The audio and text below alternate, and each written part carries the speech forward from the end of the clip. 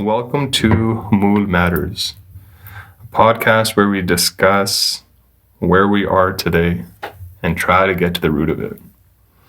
Before we start, there's a line that I want to share, and it reads as follows.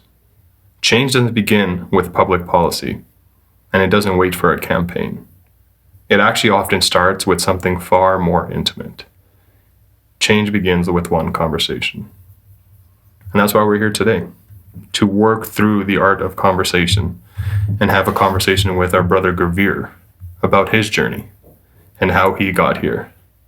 Gurvir, why don't you give us an introduction a little bit here? Waheguru Ji Ka Khalsa, Waheguru Ji Ki Fateh.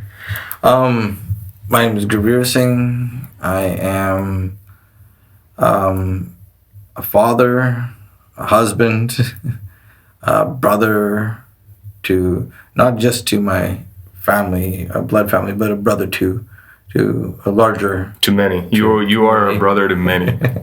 As his son and nephew, right? So I have many familiar roles, but I think there are more roles in the broader Sangat also. So that's kind of who I am. What I do is I'm an educator. I've always had this education bug in me. I've had many different careers along the way. Yeah. And what I also am is I'm an alcoholic. All right. Right?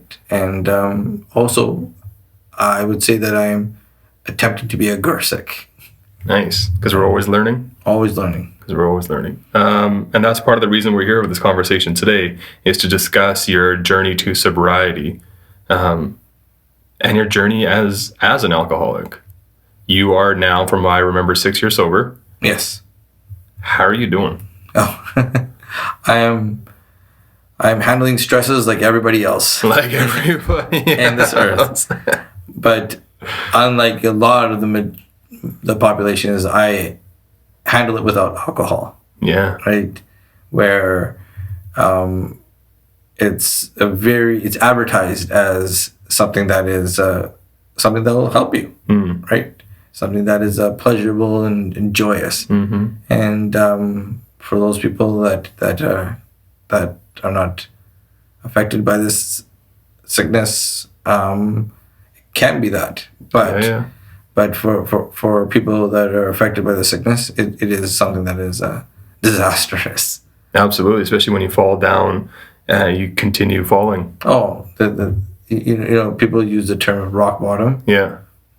No, there's always more. There's always more. Oh man, there's always more. I cannot wait for you to tell us a little bit about your story and your journey. Obviously, you wouldn't be here without the help of AA. Yes, yeah. AA was definitely a part of my journey. It came into my life at many different points in many different cities, and for many different reasons. Right, but only the last time did it really stick that the real reason I was here was for me. I couldn't even quit for the sake of my daughter. It had to be something that I had to. And again, I like this line is I didn't want to quit drinking. I had to. Yeah. Right, so nobody wants to quit drinking. Right. Some people just have to quit drinking. Some people just have to. How old is your daughter? She's 9 years old now. 9 years old. Yeah, Amazing. 9 going on 19. Amazing. For everyone that's listening that don't know, Gurvir and I do have a prior relationship. I've known Gurvir since I was a young kid. He was a camp counselor at a camp that I used to attend. So I've known him since I was at least 9 or 10. I was a little scared of him when I was younger. He was intimidating. He had that like that army presence to him. I even remember the one time I got injured. He was the first aid guy, and I had a cut on my finger. And he looked me dead in the eye. He's like, "Oh, son, this is gonna hurt." And then he got an alcohol swab and he put it on that cut. And that's one of my earliest memories of Gurvir. Oh my God! What a time! What a time! We've come a far way. We're not kids anymore. Now we're grown. Her daughters. We got whites coming in her hair now. We got whites. My daughter says there's more white than black, and I think she's just trying to be mean. Trying to be mean. Everyone keeps telling me the salt and pepper thing is like the in thing though, so I'm counting it as something.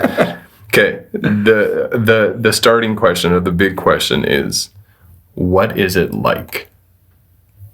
What's it like to be an alcoholic? What's it like to be an alcoholic? Oh, it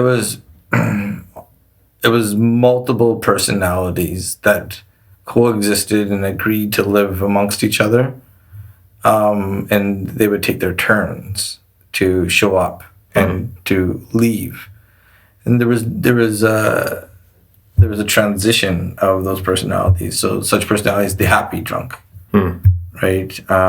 Just everybody wants to be around that person, right?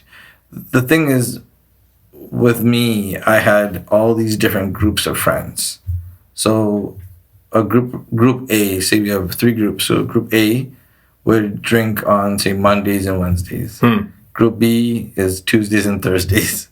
And group C is on the weekends. So these groups individual of each other are fine. Yeah. Right? But when you're involved in all 3 groups, then that becomes a problem, right?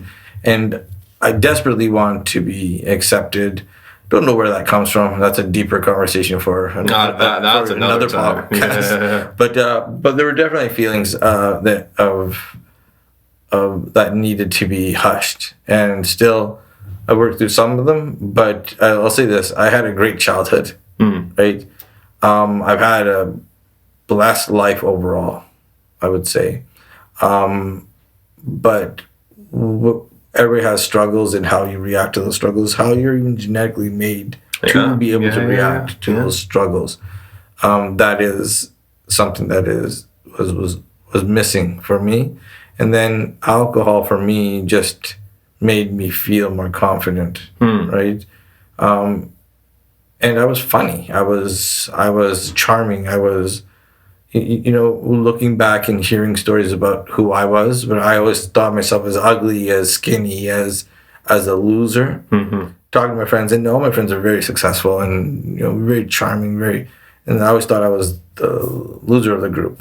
Where years later we're talking about it and talk closely with some of them, and no, it was sometimes I was the leader, and I never felt to be in such a position. So it was very funny in how you perceive yourself as to how others perceive you. And I perceive myself as very low. And alcohol made me feel maybe even take off those doubts, right? Peel those doubts away. People say that you feel like Superman, right? So the Superman drunk is a good drunk to be around, right? Fantastic. Help you put on a mask by putting on another mask almost, or remove a mask by putting on a mask. No, I think you're right first time. You just keep layering it. Layering it, yeah. And then the second of the 3 is the dark kind of, not just kind of brooding alcoholic who's critical of everything, but just snide, just an unpleasant person to be around. No matter what anybody does around that person, there's something to be said. There's never a positive thought coming in. There's only negativity that can come in, and only negativity that can go out. Yeah. Right? Like if you picture somebody with a cloud above their head, they'll never see the sunshine. So they live within that.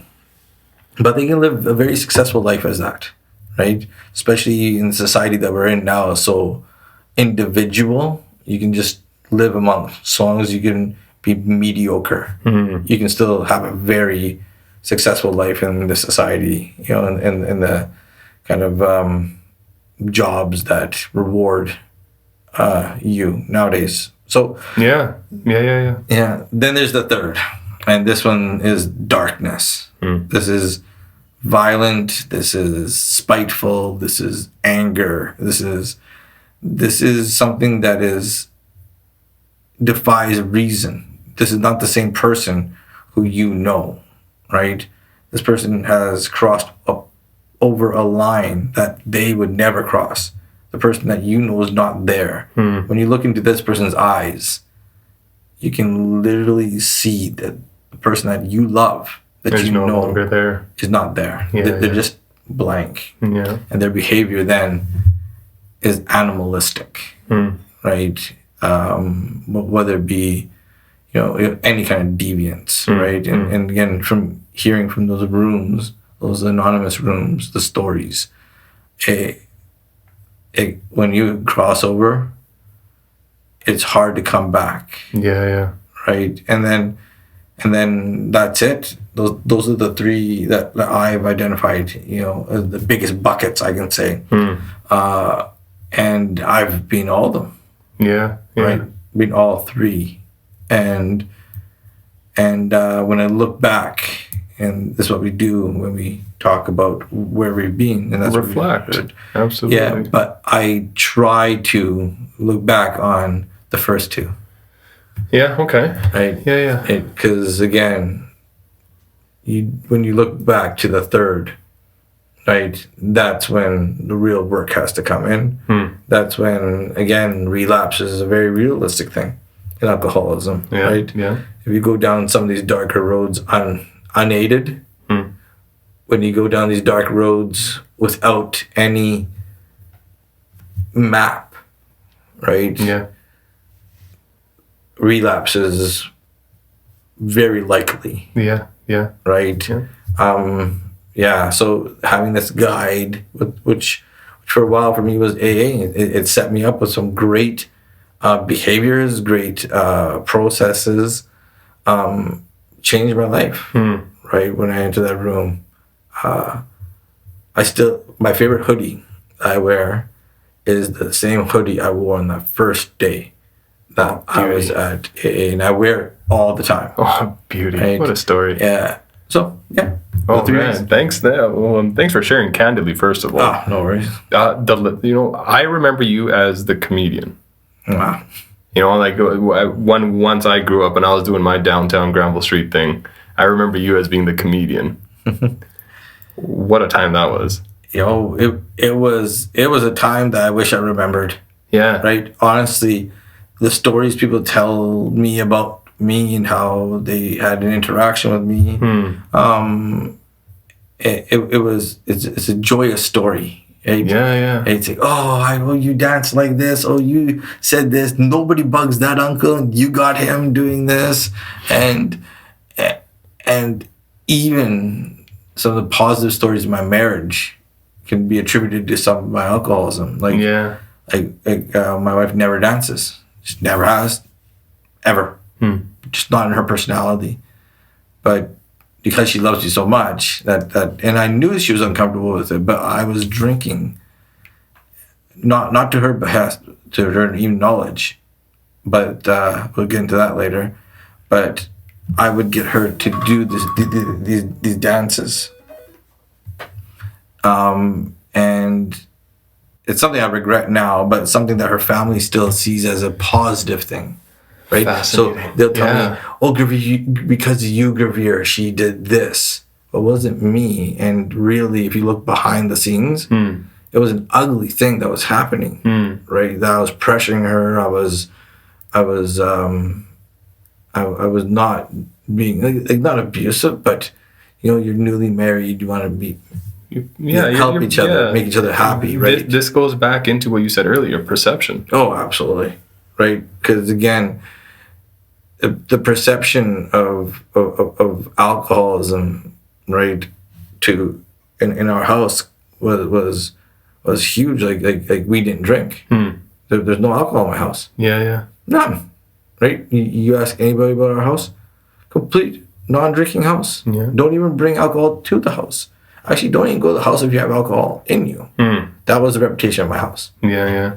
Dark secrets were there, but when people would come over, it would be a very respectful house of just non-alcoholic fun and joy and jokes and everything. Well, they weren't drinking, but I'd have to go upstairs and grab something. Yeah. Right? Yeah. And then come down, and the Joker Gurvir came. Yeah. So type 1 guy was around most of the time. Right? And that's why people didn't notice, because I've been drinking for so long, right, and so much. Like, it wasn't that I was getting hammered ever. Accidentally, I did, but I was maintaining. I was medicating myself, and with alcohol to keep a certain threshold. Yeah, threshold at all times, because you know what? People love this guy. Yeah. I don't think they'll like this guy. Yeah. Right? Who you usually are, people really like this guy. So let's give him this guy. Right? And sometimes you just mispour or just drink too much. And then the apple cart starts to become upset. Yeah. It sounds scary for one. Yeah. And then when you tie words like self-worth into it, and you put medication on top of that, it's like you're almost medicating yourself so your self-worth feels like it goes up. But that ties back into perception. Yeah. Well, perception is something that many people have to deal with. Like, one of the biggest syndromes right now is imposter syndrome. Yeah, absolutely. Right? That, I honestly believe if you don't have a little bit of imposter syndrome, you're a sociopath. Yeah. I mean, everyone's got a little bit of something. Yeah. No, it's nice to have that mixture. But with imposter syndrome also, like, I'm not good enough. I don't belong in this room. I shouldn't be here. Hey, I'm good. Back, yeah. I'm good. I'm gonna show up like this now. Oh, yeah. I got this. Yeah. Well, you said Superman. Yeah. Well, yeah. Right? And I got this. what's brutal is I got injured in an accident. Surprisingly, honestly, it wasn't even a drinking and driving accident. I've never been nabbed for drinking and driving, and I would refer to beers as road pops. Sure. Yeah. Right. So and then just never anything really bad that way, but somebody rear-ended me and really ended my career in the construction trade. Okay. And then I spent a year on 40 milligrams a day of oxycodone, right, prescribed, and I was just out of it. And then my wife just had enough of it, and she started to give me sugar pills, what do you call it? Placebos. Sure, yeah. Right? And I felt the pain, but it was, at least I felt something. Right, yeah. Right? And then, over time, and repair and physiotherapy and everything like that, waiting for surgery. Yeah. And then she said, hey, here, try this. It's a teaching job at night. Right? And I'm like, what do I know about teaching? Right? I did a little bit of something with a cadet organization. Sure, yeah. But what do I know about that? She goes, well, try it. Right? I already talked to the guy. Right? So my wife just handed me what would be my future career. Yeah.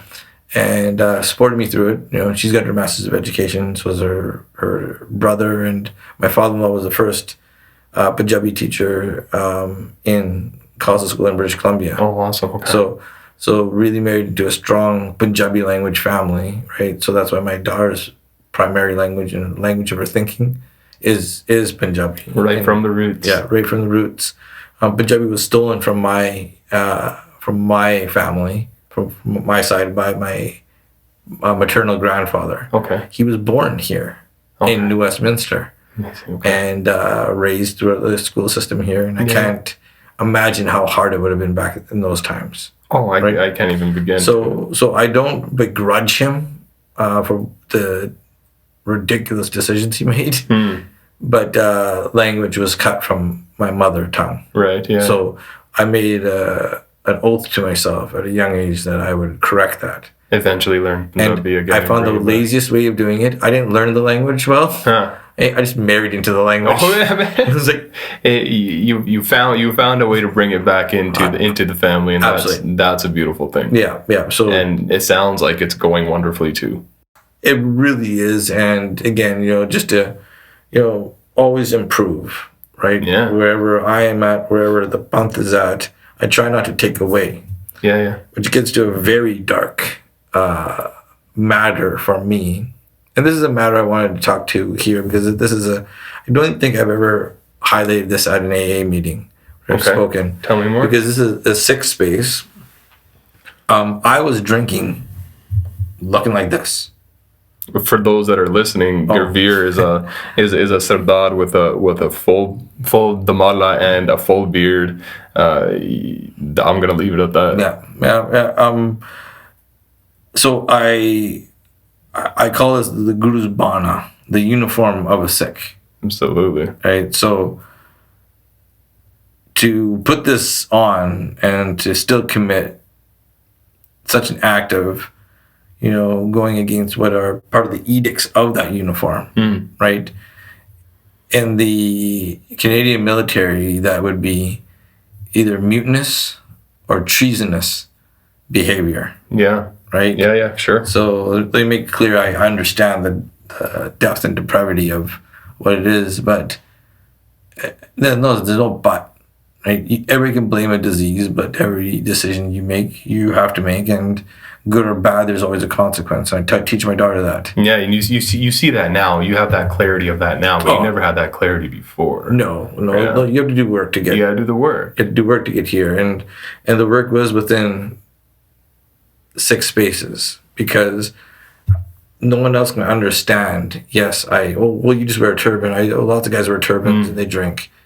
But no, not like I wear a turban. Yeah. Not like how I portray myself in public. Yeah. Not like when I go out and make speeches.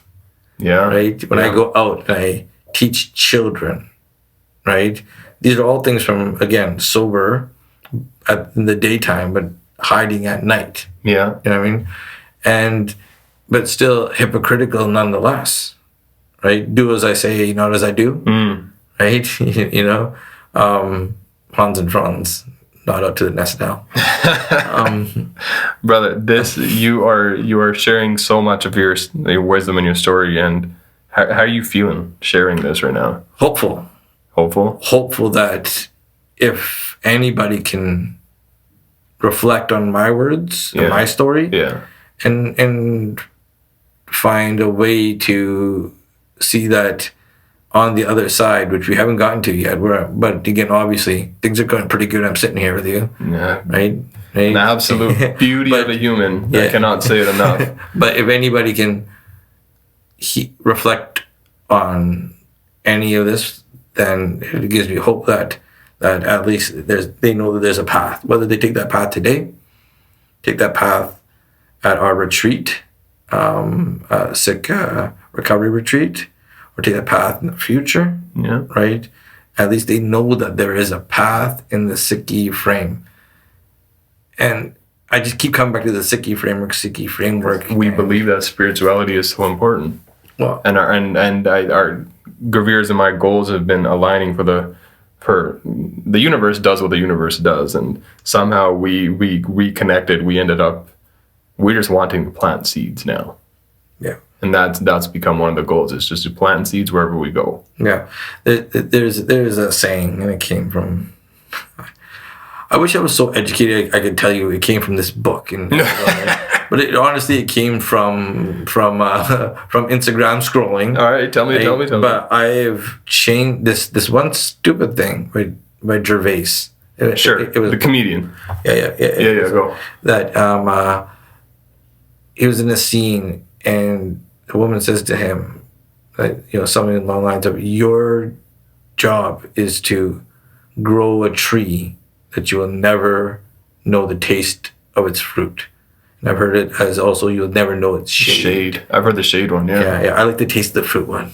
Yeah, I mean, whatever, and it makes sense, man. Yeah, and what does that mean? It means I have a responsibility, and for me, I base everything now on family. 100%, right? That's where you feel your spirit. That's where my guru is. Yeah. Right. Yeah.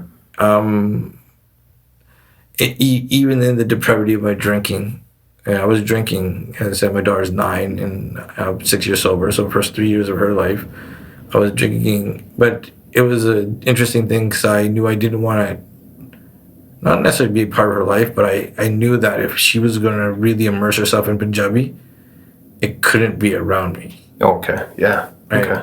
Ridiculous thought, at the time, I could have learned Punjabi. There's an easy way around this. Sure, right? yeah, sure. And how hesitant I am, right?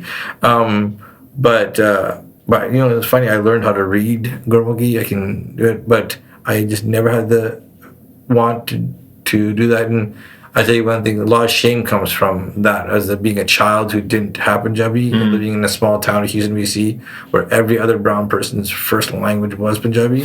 Shout out to all the small town brown kids. Oh yeah, absolutely. So you weren't accepted in the white space. You weren't accepted in the brown space. Yeah. So I was in the middle, and I remember my mom saying, "Well, fine, we're just going to make you join soccer." The only East Indian kid who's ever played soccer in the Bulkley Valley, right? I was the first soccer player. Oh my goodness! I was the first hockey player. Yeah. Right.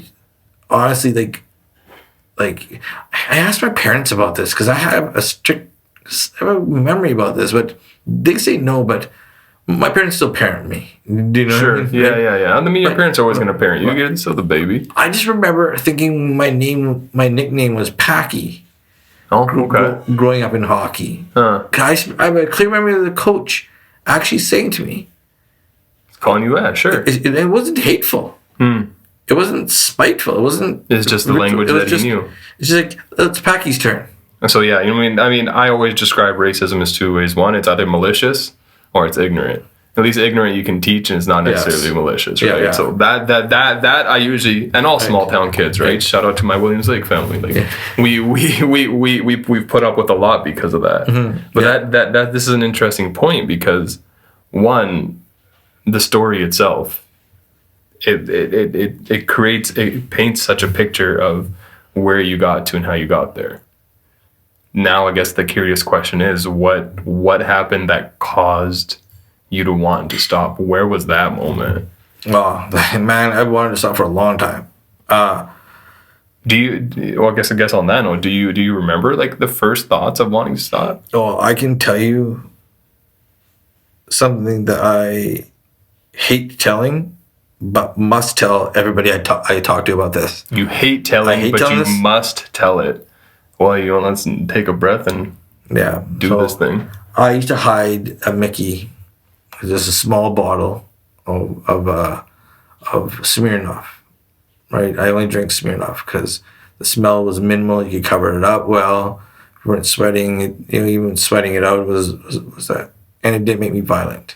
Okay. Brown alcohol made me violent. Sure. Okay. Yeah. Was something that nobody has seen in decades. Like when I knew I had a problem with that in my 20s, right? It more or less stopped. I wasn't a fighter, right? So, but it put me into many situations where people were fighting around me because of me. So, I had a big mouth on brown alcohol. But, so I'd have this Mickey, and I would hide it underneath my bed, because there's a box spring. I'd cut the cloth open, and I'd let it sit on one of the boards, right? So I'd have to get down on my hands and knees, bed's in front of me, nightstand beside me.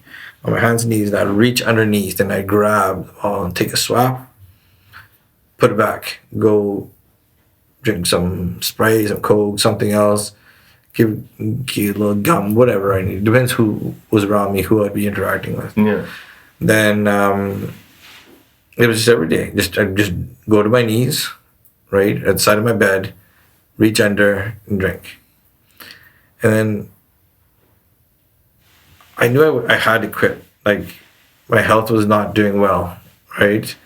But then I'd go through these spells of drinking and stopping. Because I couldn't drink forever. It was just, my health was deteriorating. Yeah. So because I wouldn't eat. I wouldn't eat for a month. I'd just barely nibble on things. And then I would stop drinking. Just stop. Which, as an alcoholic, you can't do. Yeah. So I'd have 3 days from there, the DTs, delirium tremors, which are just shakes, sweating, going through all this withdrawal, throwing up, sometimes, bowel movements with blood in them, right? Just your body's just freaking out. Later I found out that alcohol is the only substance that you cannot just cold turkey quit if you had the problem that I was having. Daily drinking. I was drinking minimum 1 bottle a day of hard alcohol. So I bent down and I picked up the ball and everything. And then one day I just didn't want to do it. Everything inside. I think my daughter was downstairs and I was alone with her. No, her mom was home too. And at this time, her mom had some very clear ideology that there was something wrong, right? But she didn't come from being around drinkers. She wouldn't see the signs. Sure, yeah. And then what happened was I stopped drinking, but I had a bottle there. And what bottle's there, you're drinking. Yeah. So I remember going down to my knees and I'm thinking, how pitiful, right? Muslims pray like this. Christians, I'm on the side of the bed. I remember I think that was the first thing that came to mind. Christians pray like this. Kneel at the side of their bed and put their arms on the bed. I grew up, here. Yeah. So seeing those kind of images, Father, thou, right? And that Muslims pray on their knees. They're so proud. They kneel and they bow to Mecca. And then what hit me was, I muthaddig like this. Go to my knees and I offer my head. Now what I do, I go to my knees and I offer what? That just hit me and I just couldn't drink. I couldn't stop. I had the bottle in my hand. It was shaking. I was like, no, you're not going to. You're not going to.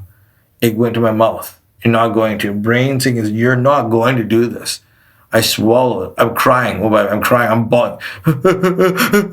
Breathing's all erratic because I'm crying. I'm bawling. Trying to shove this alcohol down my throat. It's coming out of my mouth. And I finished the bottle. There wasn't much left. And I sucked the carpet. The dirty carpet. The crumbs and everything from my bed fall onto. Right there by as I said, right by the table and the bed where you put your shoes or your feet, and I sucked that carpet to get more of the alcohol out. Well, not pour. Could have bought up another bottle, right? But the need, like as I said, remember I said one of the words in the third person was animalistic. That's what it was, an animal. Moment, My brain couldn't control this beast. I knew it was wrong. Why am I crying? Why am I saying I don't want to do this? But why can't I stop my body? That is disease. The imagery you just played out, what, man? I don't even know I can't even think of descriptive words for it, but thank you for sharing so candidly. And I know you hate sharing that story. Worst story. I've gotten pretty good at telling it, though, haven't I? You've gotten so good at telling it, man. So good. I remember the first time you told me that story. It was, a long time ago. I remember this. How are you feeling right now? Teared up. Yeah. Well, I think we're both getting a little choked up. So, should we take a short break? Sure. What do you think? Call this part one? Call this part one. Chronicles. Chronicles. All right, we're going to take a short break here, and then we're going to jump back into We had our emotional break. We're back, and we're ready to jump into this. And we're going to fast forward a little bit. So we were talking about how Brother Gurvir, what happened. We're going to fast forward to the point where we talk about what it's like now. This is definitely my favorite part of this. The best part, right? The best part. So far. Let's just press forward a little bit and let's just jump into what it's like now, because now you're on a spiritual journey. You're on the journey that's got you connected to something. Right.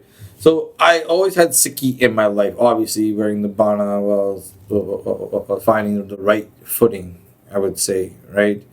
I have a belief in Sikhi, and these are my beliefs. Let me make it very clear. That Sikhi is a path that we were put on. Sikhi, on this path, there are hedges on both sides. No one wants to go on those hedges. The path is nice. But something on the other side, maybe either it's curiosity or something drove you to that side. Maybe somebody even bumped you off the path. Right? Sound good. Yeah. And then you're on the outside of the path now.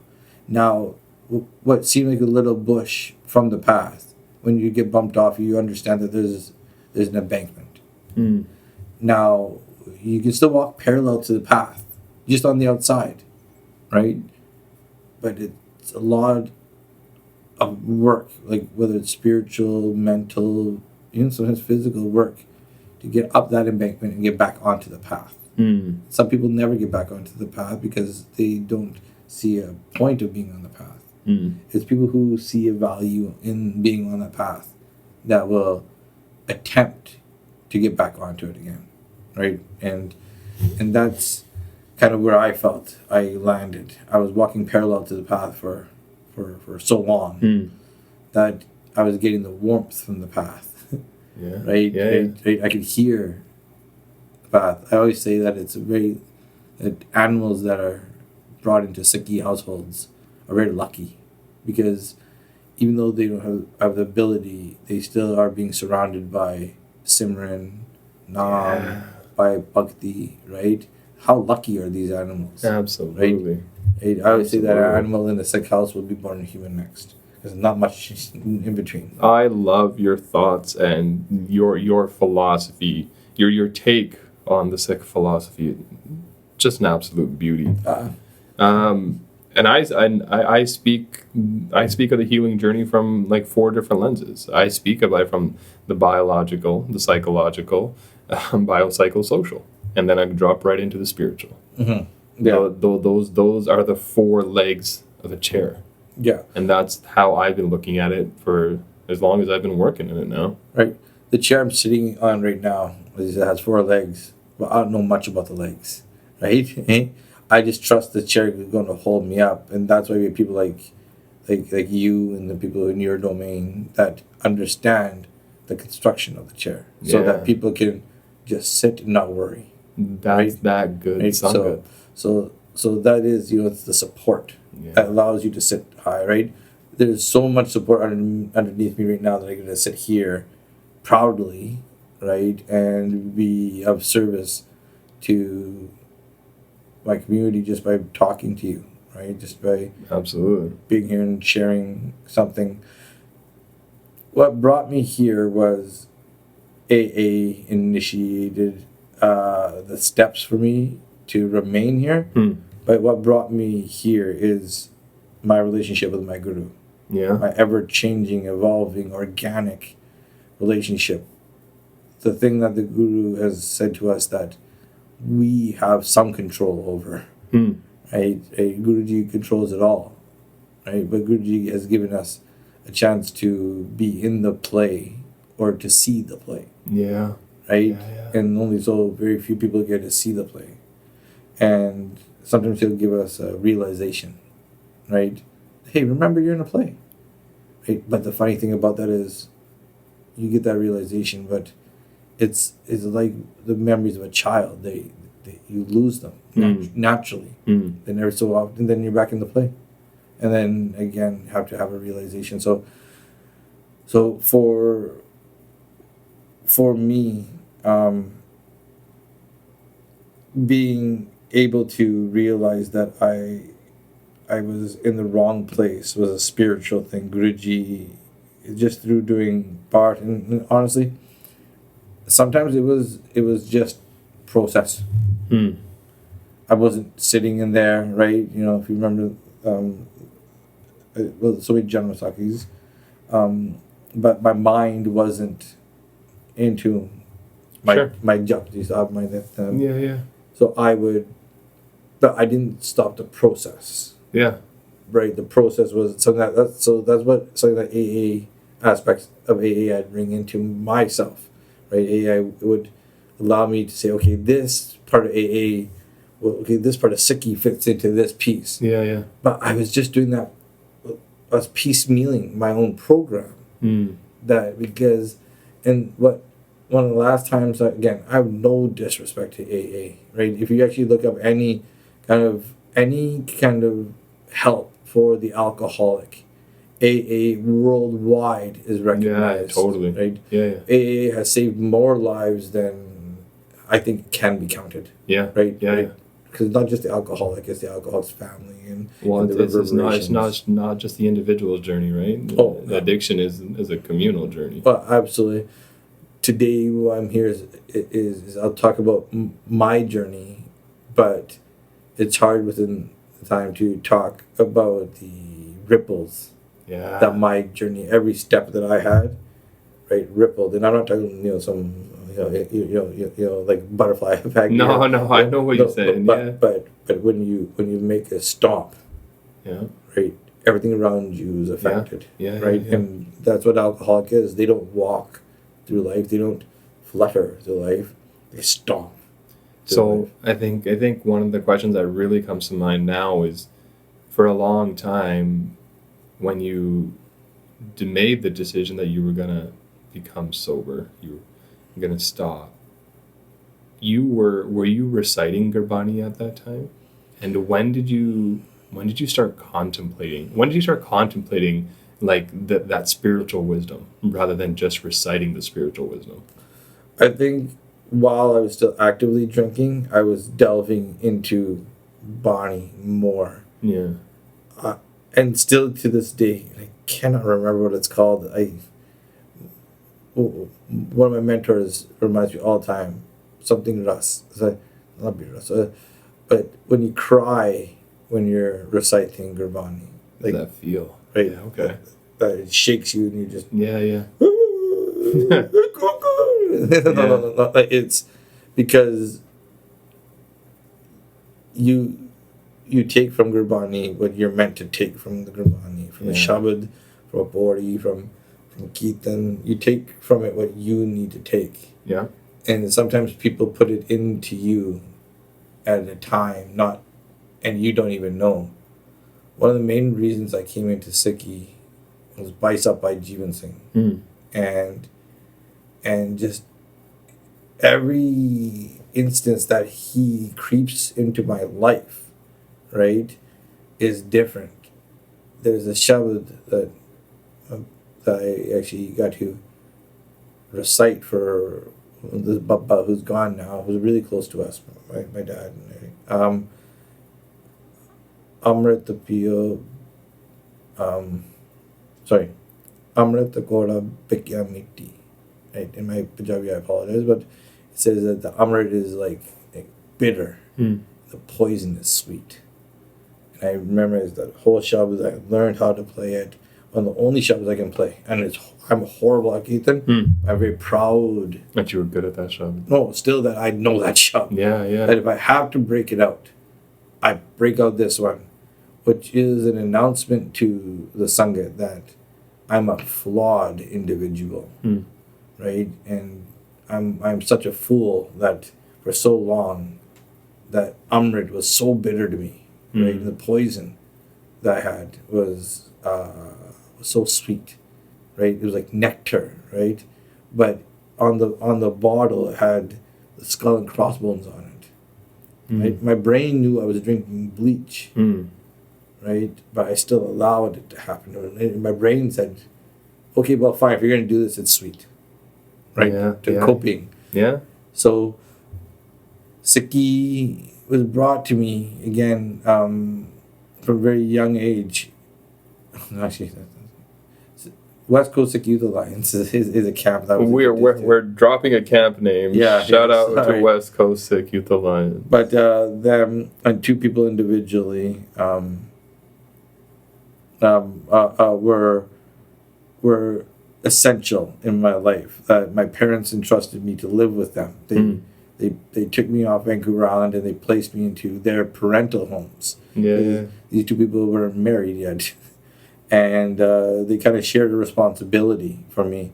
They put me into my very first, these two people got married, and then I lived with them. They took responsibility from my family, this alcoholic. What a story. Right? Yeah. And these two people took responsibility for me, and they're the ones who put me into my very first rehab, which is a day one. Yeah. Right? And I checked in, and there did my classes, and I came home, and then they would sit with me and talk with me about what I learned that day. It's there's this group of people that are so associated with me being sober because they were there for the worst times, right? And one of the biggest people that is affected was my wife, right? And my daughter, but not my daughter because she can't, I don't know what got to her, but I can tell you I got to my wife. Yeah. Because I was there. Yeah. And I did it. And again, I can sit here and take all the blame, right, and such. But I gotta say that having lived 6 years with her now sober, I know why she married me, right? But she got a raw deal for about 9 of those years. Yeah. Right? So 9 of those years, and she's still with me. So, again, what can you say about somebody who can remain with an alcoholic for almost a decade, right? And still be my biggest supporter, be my biggest strength, and make my sobriety easier on me, to a point of now I don't think of drinking. It's like I think of it as much as I think about drinking detergent. It could be on the shelf. I'm not going to think about drinking. I can't think about it. Right? I don't put myself in situations, but I don't shy away. I go to restaurants. My friends still drink, right? But I just don't put myself in a situation where I'm at a drinking issue or a dinner or something like that. Again, I recognize that alcohol is not an issue for some, though realistically, everybody in my life that it hasn't been an issue for has on their own quit alcohol. Okay. Right? They're not going through the struggles of quitting alcohol, but on their own have become wise to that there's nothing good about this thing. Like there are other things just throw other again, I don't do these, but mushrooms. There's good things and bad things about them, right? Yeah. There's psychedelics or something like that. The science is being done now because whole different topic too. But my point of that, not promoting any kind of altering thing, but my point of that was that they realized there is nothing positive about alcohol. It doesn't have one benefit. Yeah. That false sense of bravado, and it spirals down, right? And everything that happened great that night comes with what? The promise of a hangover, right? There's so to even bad things. You can always say about a bad person. There's something good about this person. There's nothing that can be said good about alcohol, right? It's a destructive beast, and it's so pervading in our community that I was giving a speech one day about not drinking, right, in their bar, to youth, because it's getting younger and younger. Oh yeah, right? For sure. And this is one of the reasons we're here, because this is something that we are together working towards now. Oh, absolutely. And so, sorry, tell me about this story of when you were giving a speech to the youth. What happened?